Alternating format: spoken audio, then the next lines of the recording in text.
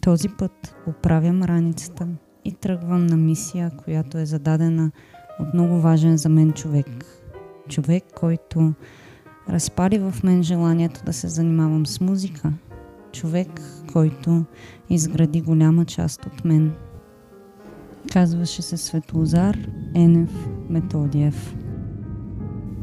Летим обратно с неговата майка и моя баба към мястото, на което той ни напусна, а именно София. Остави една много сериозна задача на мен и негов много близък приятел. Нема край. Сме къде?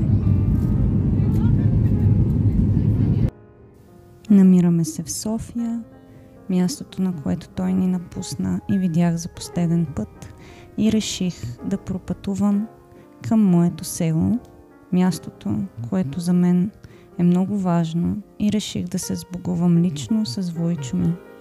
Точно там.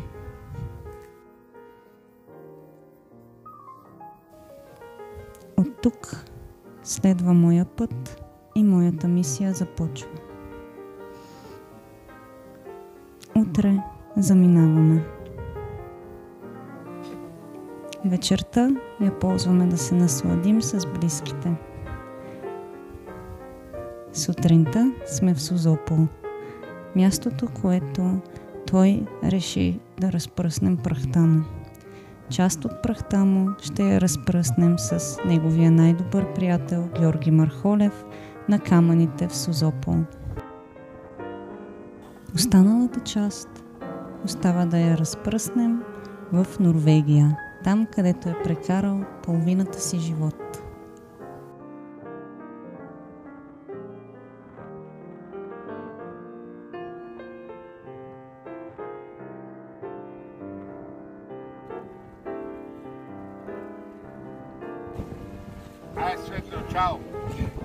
И момент, в който да изпълним неговата любима песен Ready for Love на групата The Bad Company.